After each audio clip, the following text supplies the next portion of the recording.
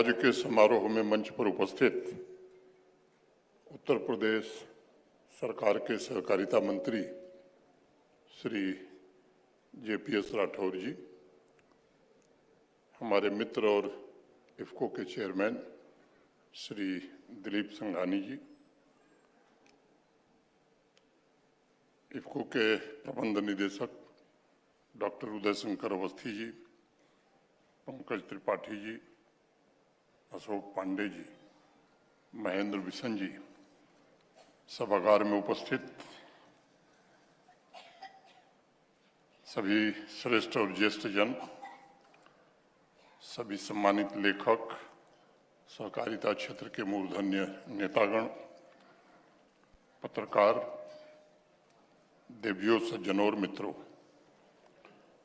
मैं मानता हूं कि दुनिया में कभी कभी ऐसे व्यक्तित्व अवतरित होते हैं जिनके माध्यम से राष्ट्र अपना गीत गाता है। श्री लाल शुक्ल के विराट और अमर व्यक्तित्व के माध्यम से मेरे पूर्व के वक्ताओं ने भी बताया, ग्रामीण भारत ने अपनी भावनाओं को स्वर देने का काम किया था। श्री लाल शुक्ल, मैं समझता हूं, साहित्य की आत्मा थे। उपन्यास और व्यंग्य की अगर मैं बात करूं तो उसकी ज्वाला थे। भारत के स्वाभिमान में भी मुझे श्री लाल शुक्ल दिखाई पड़ते हैं। भारत के पौरुष में भी श्री लाल शुक्ल आपको दिखाई पड़ेंगे और मुझे लगता है कि भारत की रोशनी में भी श्री लाल शुक्ल हैं और भारत की दिग्दर्शनी में भी श्री लाल शुक्ल हैं।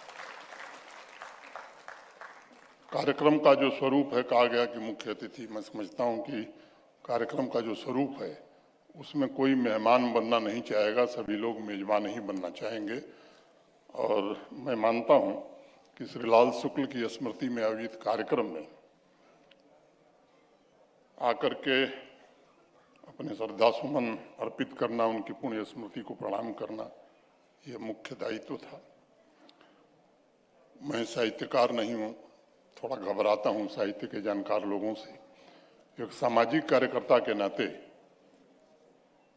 मैं अपनी टूटी फूटी भाषा में जो राग दरबारी की और श्री लाल शुक्ल जी की बाकी पुस्तकों की समझ मेरी है, मैं उसको प्रस्तुत करूंगा।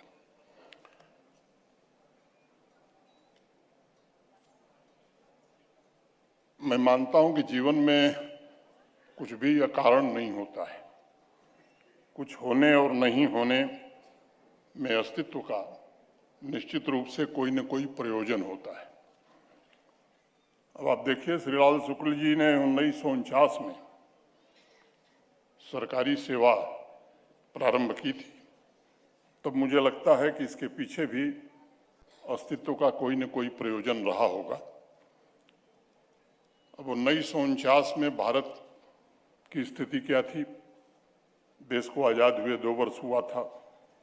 भारत निर्माण की नीतियों को तैयार करने में लगा था और कुछ ही दिनों में एक गणराज्य के रूप में 1950 में हमें स्थापित होना था।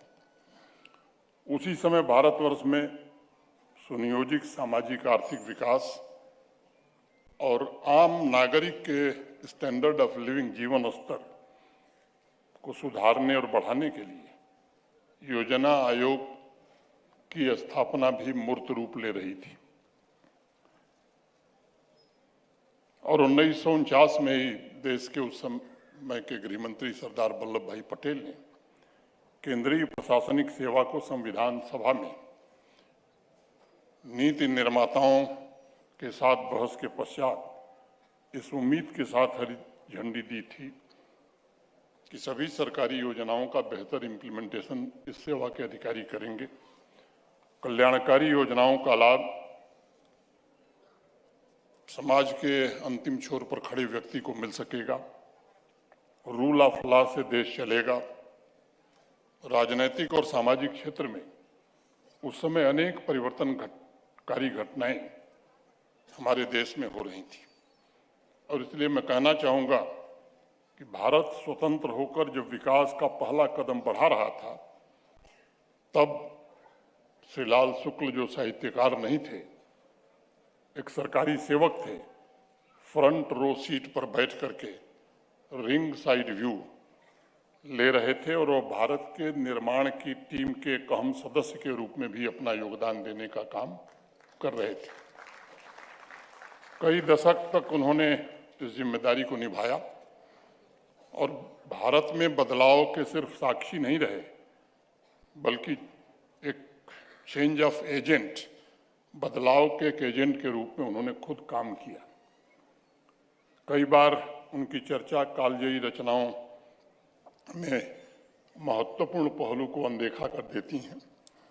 उनका सृजन केवल साहित्य तक सीमित नहीं था। सिविल सेवा के द्वारा समाज और राष्ट्र के लिए भी उनका दूसरा सृजन लगातार चल रहा था। उनकी चेतना में सिर्फ शब्दों के रंग नहीं थे, बल्कि अपने कर्तव्यों को निभाने का एक संयम भी था। आजकल इस बात पर बड़ी चर्चा होती है कि क्या श्रीलाल शुक्ल जी का विश्व प्रसिद्ध उपन्यास राग दरबारी आज भी प्रासंगिक है या नहीं है। खासकर लेखक और आलोचक ये अलग अलग मंच से अलग अलग प्रकार के स्वर हमने भी सुने हैं, आप में से भी बहुत सारे लोगों ने सुना होगा। मैं न लेखक हूँ न आलोचक हूँ, इसलिए मैं इस पर कोई टिप्पणी नहीं कर सकता कि वो विचार सही थे या गलत थे। मेरी व्यक्तिगत राय ये है कि राग दरबारी को किसी भी पाठक को भूगोल और अर्थशास्त्र की तरफ पढ़ने की प्रथा बंद कर देनी चाहिए। उसे भूगोल से और अर्थशास्त्र से जोड़ने की जरूरत नहीं है। उनकी जन्मशती पर हमें स्वयं संकल्प लेना चाहिए और पाठकों को भी ये बात कहनी चाहिए, जैसे अभी राठौर साहब कह रहे थे कि सबको पढ़ना चाहिए, कि राग दरबारी को पढ़ते हुए हम शिवपालगंज के किसी गांव के भूगोल के किसी हिस्से के रूप में न देखें, बल्कि उसे हम एक सिम्टम की तरह, एक लक्षण की तरह देखें। श्री लाल शुक्ल ने उस दौर में व्यवस्था रूपी शरीर में व्याधियों के कारण को उपन्यास, कहानियों तथा पात्र के माध्यम से उजागर करने का काम किया था। अगर हम भौगोलिक रूप में नहीं, बल्कि एक लक्षण, एक सिम्टम के रूप में कहानी के पूरे स्ट्रक्चर को देखने और समझने का प्रयास करेंगे, तो सिर्फ उत्तर प्रदेश में नहीं, भारत में नहीं, बल्कि दुनिया के हर एक मुल्क में शिवपालगंज के सिम्टम अभी भी मौजूद हैं। मेरा मानना है कि लेखक की लेखनी का मकसद है कि वह पाठकों को उस दौर की ऐतिहासिक, सामाजिक और सांस्कृतिक अंतर्दृष्टि प्रदान कर सके और बिना किसी पूर्वाग्रह के उस कालखंड की व्यवस्था का दृष्टिकोण भी देश के सामने, समाज के सामने प्रस्तुत कर सके। एक लेखक के रूप में मैं मानता हूं कि श्रीलाल शुक्ल जी ने ये जिम्मेदारी बखूबी निभाई। उसे और बेहतर समझने के लिए भूगोल के अलावा मैं अर्थशास्त्र के नजरिए को भी हटाने की बात जोर देकर कह रहा हूं, क्योंकि श्रीलाल शुक्ल जी ने 1964 की आखिरी तिमाही में जब राग दरबारी उपन्यास लिखना प्रारंभ किया था, तो उस समय देश की आबादी 50 करोड़ थी। 55% से ज्यादा देश के हमारे नागरिक गरीबी रेखा के नीचे जीवन यापन करते थे। और नेशनल सैंपल सर्वे की रिपोर्ट में देख रहा था, तो भारत को अपनी आबादी को 2 वक्त भोजन देने के लिए 60 मिलियन टन अनाज चाहिए था, लेकिन हमारे देश में कुल पैदावार 44 मिलियन टन हुआ करती थी। अब इसके अतिरिक्त जो 16 मिलियन टन था, वो विदेशी सहायता पर हम निर्भर किया करते थे। उस समय ग्रामीण भारत में शिक्षा पर प्रति परिवार 1 रुपये 6 पैसे खर्च होता था। 1965 में टोटल फॉरेन एक्सचेंज जो हमारे देश में था, वो महज 100 करोड़ रुपए था।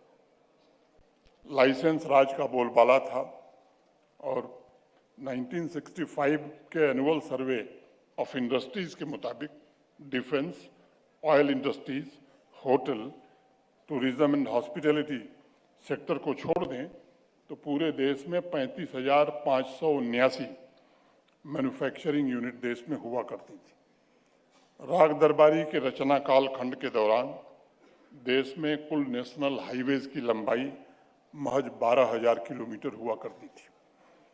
ग्रामीण सड़कों की अगर मैं बात करूं तो पूरे हिंदुस्तान में केवल 2,06,000 किलोमीटर सड़क हुआ करती थी। 1968 में जब राग दरबारी का प्रकाशन हुआ तब एक सरकारी सर्वे के मुताबिक 70% से ज़्यादा ग्रामीण किसान परिवार किसी न किसी रूप से कर्ज के शिकार होते थे। और 71 में जब नेशनल सैंपल सर्वे का डेटा प्रकाशित हुआ तो उसका निष्कर्ष था कि 72.4 किसान परिवार भारत के कर्ज में डूबे हुए हैं। उस परिस्थिति में राग दरबारी लिखा गया था और इसलिए मुझे लगता है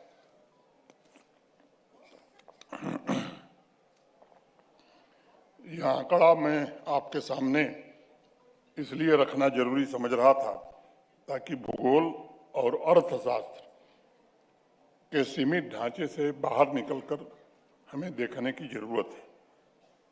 यह जरूरी नहीं है कि राग दरबारी में जितने लक्षण हैं वह सभी आज की व्यवस्था में मौजूद होंगे, लेकिन हर एक लक्षण को सिस्टमेटिक सिम्टम के रूप में देखना होगा, किसी एक अंग या हिस्से को नहीं बल्कि पूरे शरीर को प्रभावित जो करता है उस पर हमें विचार करना होगा। मैं समझता हूं राग दरबारी में अनेक पात्र हैं जिन्हें शायद आज पहचाना नहीं जा सकता। अभी कुछ के बारे में आपने सुना भी है। शिवपालगंज से जुड़े भी अनेक ऐसे किस्से हैं जो आज तेजी से बदल रही दुनिया के खांचों में फिट नहीं होंगे, लेकिन उस कालखंड के उन सभी पात्रों का स्ट्रक्चर इसलिए जरूरी था क्योंकि उनके बिना राग दरबारी उपन्यास का भव्य भवन खड़ा नहीं हो सकता था और बिना स्ट्रक्चर के सिम्टम्स को अनावृत किया ही नहीं जा सकता। और इसलिए मैं ये बात जिम्मेदारी से कहना चाहता हूं कि अगर भौगोलिक आर्थिक रूप से हम शिवपालगंज को ढूंढना छोड़ दें, हर दूसरे चेहरे में हूबहू रूपन बाबू, वैद्य जी, प्रिंसिपल साहब और रंगनाथ जी की कार्बन कॉपी की खोज समाप्त करके इस उपन्यास को सिम्टम के नजरिए से देखेंगे तो मैं कह सकता हूं कि राग दरबारी आपको शाश्वत और सर्वव्यापी सदैव नजर आएगा। उदाहरण के तौर पर अपराधियों के संरक्षण की व्यवस्था सिर्फ 1968 के शिवपालगंज कस्बे में नहीं थी। अमेरिका, जो दुनिया का सबसे विकसित देश माना जाता है, आज फेडरल गवर्नमेंट का उन शहरों के साथ टकराव चल रहा है जिसे सैंक्चुरी सिटीज हम कहते हैं। वहाँ फेडरल गवर्नमेंट का मानना है कि ऐसे शहरों का स्थानीय प्रशासन अपराधियों को खुलेआम प्रश्रय दे रहा है ताकि वो अपराध कर सके। पिछले वर्ष सितंबर में एक खबर छपी थी, आप में से अनेक लोगों ने देखा होगा,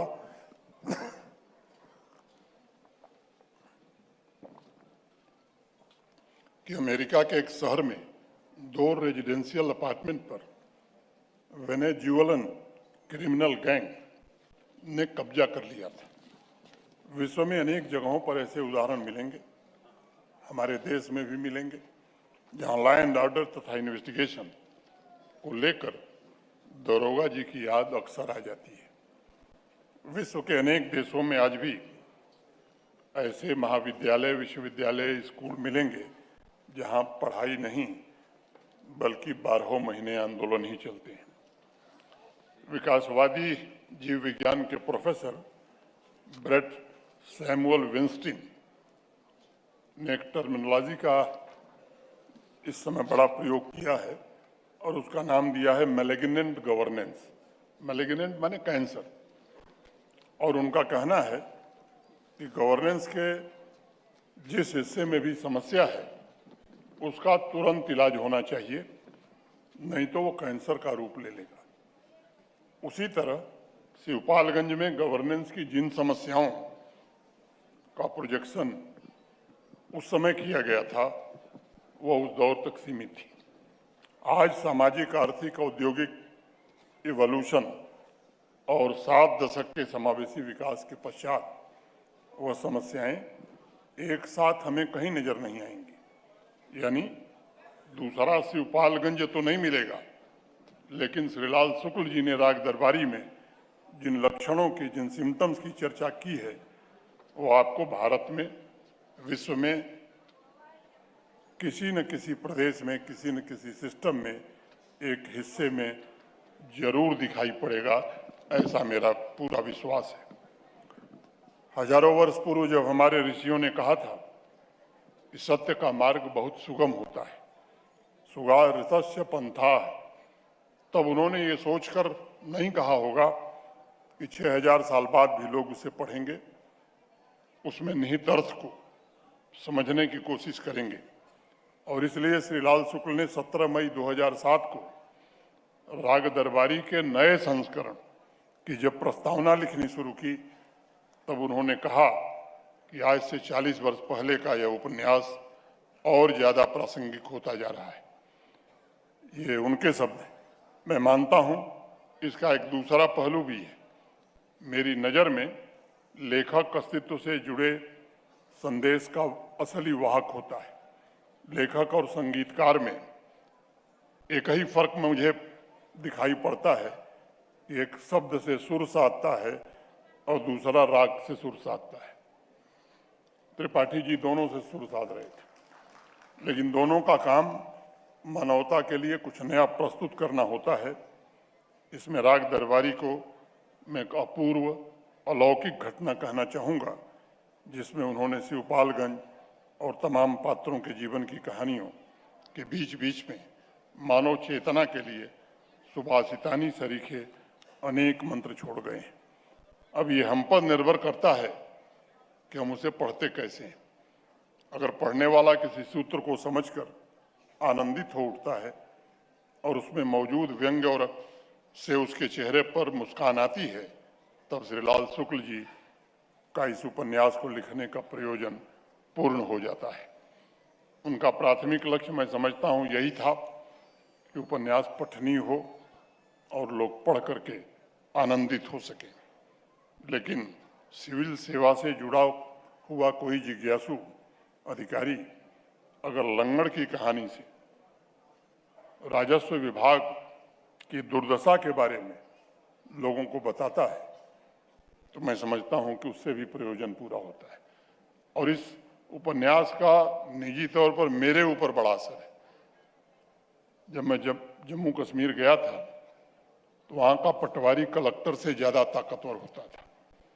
150-200 पटवारी, सारे लैंड रिकॉर्ड उर्दू में लिखे हुए, कलेक्टर साहब को समझ नहीं आता था कि वो है क्या। तो जब लैंड डिजिटाइजेशन का काम मैंने शुरू किया, अनेक ऐसे रिग्रेसिव लैंड लॉज थे जिनको बदलना पड़ा। आदरणीय प्रधानमंत्री जी के नेतृत्व में उसे बदला गया, किसानों के हित में बदला गया।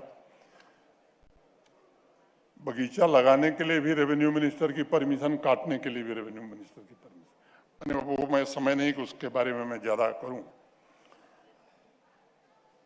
तो डिजिटाइजेशन के बाद एक स्कीम हमने वहां लागू की और मैं कह सकता हूं उसके कारण आज वहां के आम आदमी को काफी मुश्किलों से बाहर निकलना पड़ा है। पाकिस्तान से जो शरणार्थी लौट करके आए थे, वो रह तो रहे थे, देश के दूसरे हिस्सों में गए तो उन्हें सारे अधिकार मिल गए, जमीन का अधिकार भी मिल गया। 5 अगस्त 2019 को अगर 370 और 35 से खत्म न होती तो शायद अभी और उनको पता नहीं कब तक इंतजार करना पड़ता। उनको मालिकाना हक भी 2020 में दे दिया गया। मेरी जमीन मेरी निगरानी करके एक कार्यक्रम हमने चलाया था। जब कार्यक्रम खत्म हुआ तो ऐसे ही एक इसी तरह के सभागार में कार्यक्रम था, लैंड का डिजिटाइजेशन हो गया था। सभी किसानों को हिंदी, अंग्रेजी और उर्दू 3 भाषाओं में पासबुक उपलब्ध करा दिए गए। अब ऑनलाइन सर्विसेज देने में पहले मध्य प्रदेश देश का नंबर 1 प्रदेश होता था, जम्मू कश्मीर है, मध्य प्रदेश नंबर 2 पर आ गया।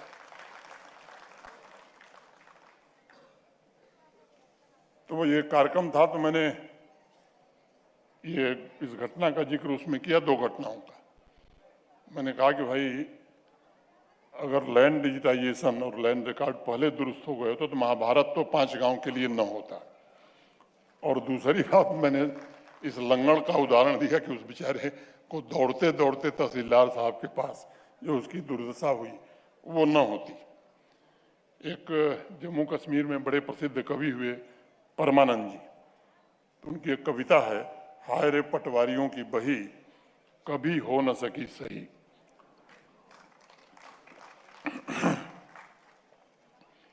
इस तीखे व्यंग का अनुभव वहां लोग कर रहे थे और मैं समझता हूं कि अब लोगों को मुक्ति मिली है।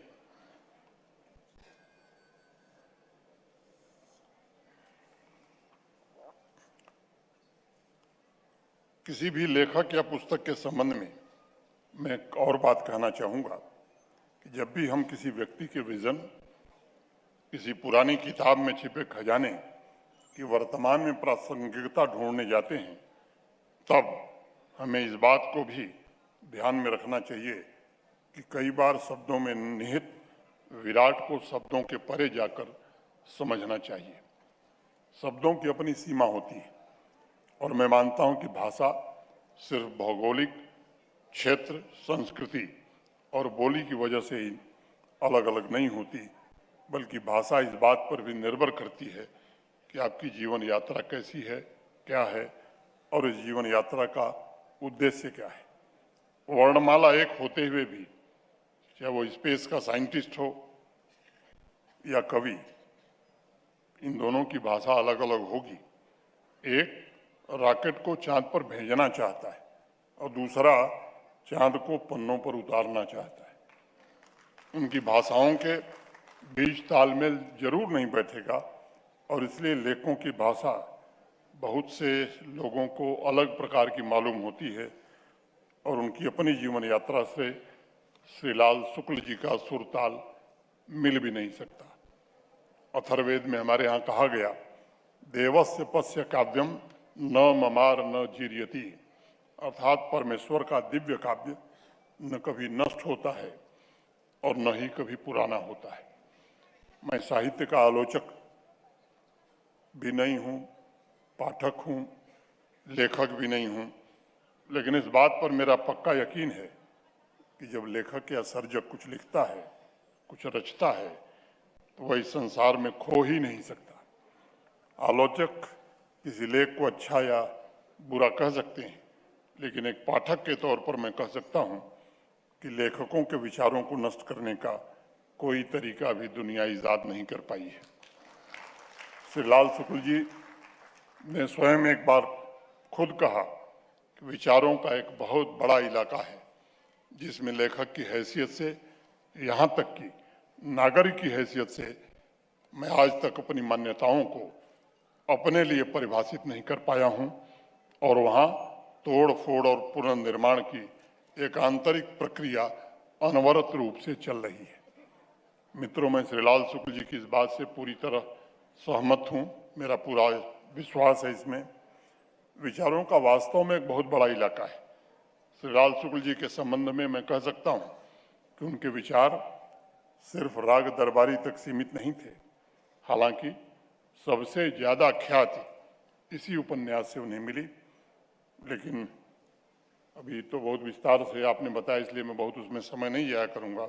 मकान हो, पहला पड़ाव हो, विश्रामपुर का संत हो की रचना विचारों कथा के माध्यम से संरक्षित रखने का एक तरीका है। विचारों के संबंध में 18वीं शताब्दी में जन्मे जर्मन दार्शनिक योहान वोल्फगांग गेटे का एक स्टेटमेंट मुझे बहुत पसंद है और मैं उसे उद्धृत करना चाहूंगा, and I quote, all truly wise thoughts have been thought already thousands of times, but to make them truly ours we must think them over and over again honestly till they take root in our personal experience, unquote। मैं लेखकों के बारे में विश्वास से नहीं कह सकता, लेकिन आम जनता के बारे में ये बात जिम्मेदारी से और विश्वास से कह सकता हूँ कि उन्होंने राग दरबारी को इतनी बार बारंबार पढ़ा है कि उसमें मौजूद विचार, उस उपन्यास के पात्र और उनके जरिए उस समय की परिस्थिति का वर्णन किताब के पन्नों से निकलकर लोगों की चेतना में समाहित हो चुका है।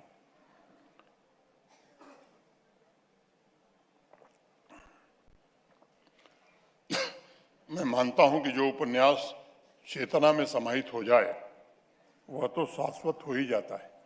और श्री लाल शुक्ल जी के अनेक व्यंग रचनाओं जिनका जिक्र मेरे पूर्व भी हुआ है, वो अंगद का पाँव हो, एक रिसर्च स्कॉलर की जुबानी, वो तो बहुत ही मैं समझता हूँ कि इंटरेस्टिंग है। देहाती की नज़र में शहर के 100 मीटर को पढ़ते हुए यही अनुभूति होती है। उन्हें पढ़ने के पश्चात उनका स्वाद और उसकी अनगूंज यही शेष रह जाती है स्मृति पटल में। एक पाठक के रूप में मेरे लिए ये बहुत बड़ी घटना है। शायद सभी पाठकगण ऐसी कृतियों की खोज में रहते हैं जिसमें सिर्फ लेखक का प्रतिबिंब न हो, बल्कि उसमें आसपास की घटनाओं, व्यक्तियों का संग्रह भी हो, जिसे बाहर और भीतर दोनों आंखें पढ़ सकें। और इसीलिए सुरेंद्र सिंह जी हैं, भगवत गीता बहुत बोलते हैं, तो मैं भगवत गीता में हमारे यहाँ कहा गया, अपरे मितस्वन्या प्रकृति विद्धि में पराम जीव भूता महाबाहो यजेदम धार्यते जगत। अर्थात यह भौतिक प्रकृति मेरी अपरा प्रकृति है, लेकिन इससे भी परे दूसरी जीव प्रकृति है। और इसलिए मैं आलोचकों, लेखकों और पाठकों से भी कहना चाहूँगा कि रचनाओं को हमेशा तर्क और आंकड़े की नज़र से न देखने की जरूरत है, न पढ़ने की जरूरत है, बल्कि उन्हें हृदय से समझने की जरूरत है, जीने की जरूरत है।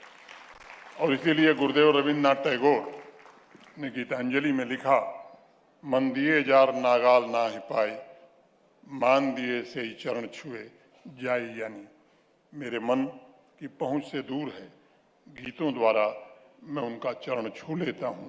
ये भाव कभी रविन्द्रनाथ टैगोर ने व्यक्त किया था। आंकड़े बदलते हैं, लेकिन भीतर की आंखों ने जो पढ़ा वह सच में अस्तित्व को छू पाता है। वह पढ़ना जीवन पर्यंत साथ ही चलता है, जैसे गांव का एक अनपढ़ व्यक्ति भी रामचरितमानस को जीता है। इस कार्यक्रम की शुरुआत में मैंने कुछ आंकड़े बताए थे। राग दरबारी के रचना कालखंड के भारत और आज के भारत की तुलना नहीं हो सकती। इसलिए हमें लेखकों की लेखनी में सामाजिक संदर्भ को भी देखना चाहिए। राग दरबारी की रचना कालखंड के समय, जैसा मैं आपको बता रहा था कि नेशनल हाईवे की कुल लेंथ देश में 12,000 किलोमीटर थी, आज 1,60,000 किलोमीटर हो गई है।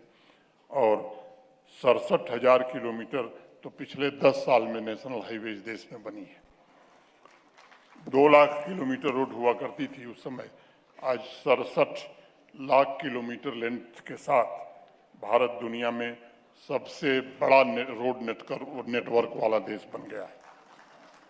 लाल शुक्ल जी जब राग दरबारी की रचना कर रहे थे तो मैंने आपको बताया, फॉरेन एक्सचेंज माने विदेशी धन, विदेशी पूंजी हमारे पास 100 करोड़ था। आज भारत का फॉरेन एक्सचेंज 54,79,000 करोड़ रुपया हो गया है। उस समय अनाज के लिए हम विदेशों पर निर्भर थे। अपनी आबादी की 2 वक्त को रोटी जुटाने के लिए देश संघर्ष कर रहा था, लेकिन आज 3,00,000 लाख टन से ज़्यादा अनाज उत्पादित करके भारत दुनिया के अनेक देशों को अनाज देने और भोजन देने का काम कर रहा। मैं नाम उनका नहीं लेना चाहता।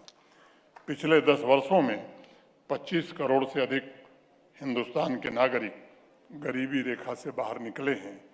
देश में एक नया मिडिल क्लास तैयार हुआ है, जिसके सपने बड़े हैं, जिसकी आकांक्षाएं बहुत ऊंची हैं। आज हम दुनिया की 5वीं बड़ी अर्थव्यवस्था बन गए और आने वाले 2 वर्षों में $5 ट्रिलियन इकोनॉमी के साथ दुनिया की 3री बड़ी अर्थव्यवस्था बनेंगे। देश का संकल्प माननीय प्रधानमंत्री जी के नेतृत्व में 2047 तक भारत विकसित देशों की श्रेणी में शामिल होगा और सदियों पुरानी हमारी नॉलेज इकोनॉमी पुनर्जीवित होगी, रिवाइव होगी। आज विकसित देशों के प्रतिनिधि भारत आते हैं तो सपेरे और मदारी का खेल देखने नहीं आते, बल्कि हमारे startups, unicorn, artificial intelligence, automation की प्रगति देखने आते हैं। भारत को आज इनोवेशन सेक्टर के एक महाशक्ति के रूप में दुनिया देख रही है और विभिन्न वर्ल्ड रैंकिंग के अनुसार हमारा देश भविष्य की वैश्विक अर्थव्यवस्था को आकार देने में सबसे महत्वपूर्ण भूमिका का निर्वहन आने वाले दिनों में करने वाला है। आज हमारे पास विश्व का तीसरा सबसे बड़ा स्टार्टअप इकोसिस्टम है। आज कुल यूनिकॉर्न की संख्या 111 है। माने दुनिया का हर 10वां यूनिकॉर्न आज भारत में है और अगर उसका टोटल वैल्यूएशन मैं बताऊं तो मोर देन $350 बिलियन। भारत दुनिया की सबसे तेज गति से बढ़ रही अर्थव्यवस्था है। वर्तमान जीडीपी ग्रोथ 6.3% से थोड़ा ज़्यादा है। और जानते हैं दूसरे नंबर पर कौन है? यूएई, यूनाइटेड अमीरात, जिसकी जीडीपी ग्रोथ 5.5 है और चीन 4% के साथ तीसरे नंबर पर है। दुनिया का सबसे विकसित देश अमेरिका, इसकी जीडीपी ग्रोथ आज 1.4% है। विश्व में टैलेंट्स या मैं यूं कहूं कि स्किल मैन पावर का सबसे बड़ा सप्लायर अगले 10 सालों में भारत बनने जा रहा है। इस बात से आप अंदाजा लगा सकते हैं कि 2030 तक भारत की वर्किंग एज वाली जनसंख्या 1 अरब से ज़्यादा होगी। जहां दुनिया के बाकी देश बूढ़े हो रहे हैं, वहीं हमारा देश लगातार युवा होता जा रहा है। पूरे विश्व में भारत में मोबाइल फ़ोन यूजर्स का सबसे बड़ा बेस है।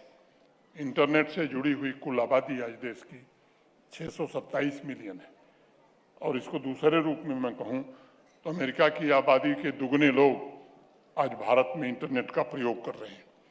डिजिटल भुगतान की अगर मैं बात करूं तो दुनिया में नंबर 1 हम ही हैं और पूरी दुनिया भर में जितना डिजिटल लेन देन होता है उसका अकेले 47% हमारे देश में होता है। पूरा देश आज 95% देश का हिस्सा 5G से कवर हो गया है।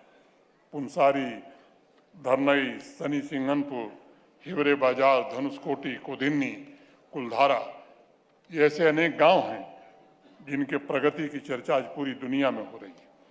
अनेक ऐसे गांव और शहर आज भी हैं जो उस सिम्टम से लड़ रहे हैं और ये ऐसे गांव हैं जो इस सिम्टम से लड़ करके आगे निकलने का काम किए हैं, जिनकी चर्चा श्री लाल शुक्ल जी ने अपने डाक दरबारी में की थी। मित्रों, तुलना से आगे बढ़कर मैं कहना चाहता हूँ कि लेखनी और किताबें हमारी शक्तिशाली आंतरिक आँखों की तरह होती हैं जो ज्ञान और बुद्धि की दुनिया की झलक प्रदान करती हैं।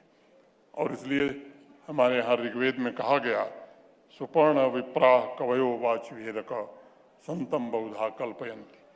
क्रांतिदर्शी विद्वान एक ही तत्व का अनेक तरह से वर्णन करते हैं, लेकिन अपनी वर्णमाला के माध्यम से हमें सोचने और अपने दृष्टिकोण को विस्तृत करने का अवसर भी प्रदान करते हैं।